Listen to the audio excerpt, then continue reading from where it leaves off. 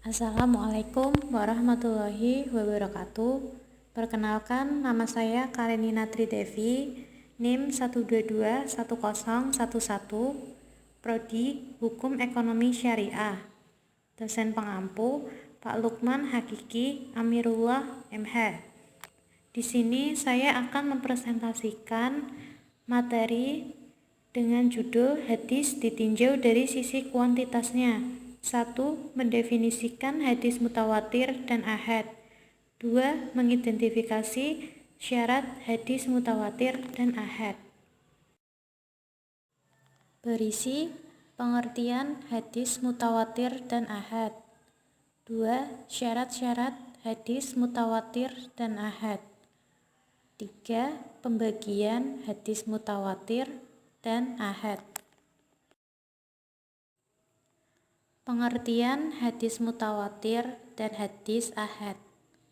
Hadis mutawatir secara bahasa merupakan isim fa'il dari kata al-tawatur yang bermakna al-tatabu atau datangnya sesuatu secara berturut-turut dan bergantian tanpa ada yang menyela. Secara istilah di kalangan ulama hadis mutawatir didefinisikan dengan redaksi yang beragam meskipun esensinya sama, yaitu hadis yang diriwayatkan oleh banyak periwayat pada tiap-tiap tingkatan sanadnya sehingga dapat dipercaya kebenarannya. Mustahil mereka sepakat berdusta tentang hadis yang mereka riwayatkan. Sedangkan hadis ahad ialah hadis yang para rawinya tidak sampai pada jumlah rawi hadis mutawatir, tidak memenuhi syarat persyaratan mutawatir, dan tidak pula mencapai derajat mutawatir, sebagaimana dinyatakan dalam kaidah ilmu hadis.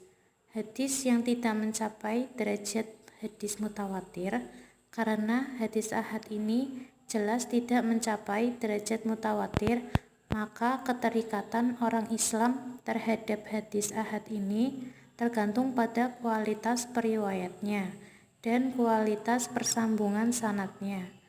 Bila sanad hadis itu tidak dapat mengikatnya orang Islam untuk mempergunakannya sebagai dasar beramal, sebaliknya, bila sanadnya bersambung dan kualitas periwayatnya bagus, maka menurut jumhur hadis itu harus dijadikan dasar.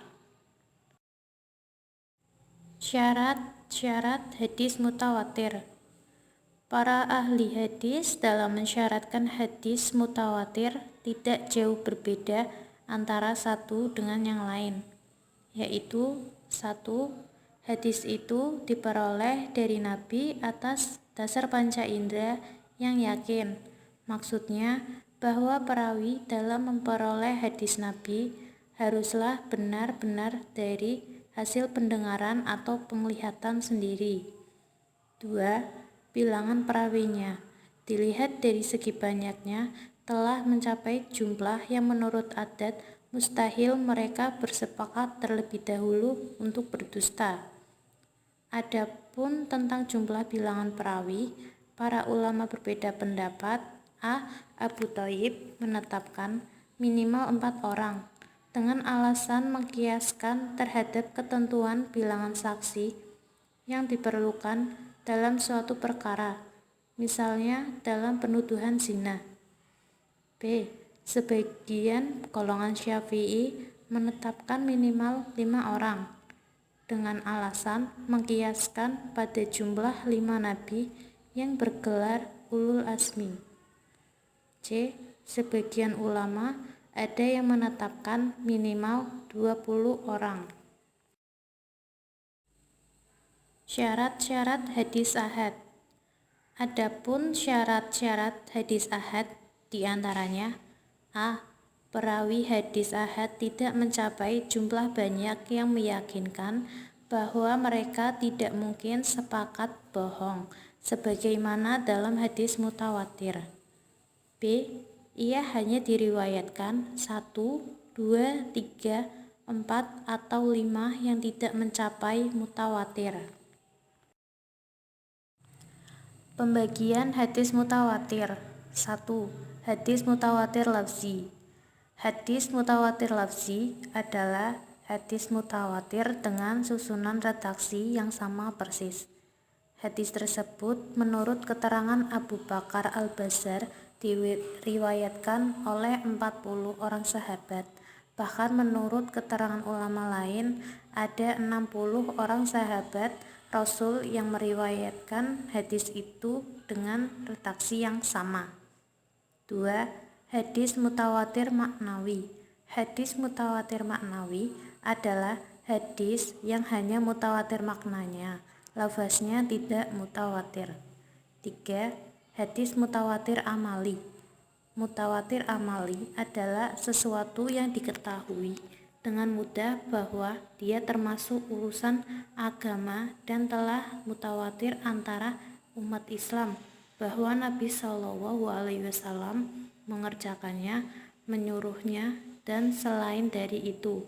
Macam jumlah hadis mutawatir amali ini banyak jumlahnya, seperti salat jenazah, salat id, pelaksanaan haji, qadar zakat, dan lain-lain. Pembagian hadis ahad. 1. Hadis mansyur.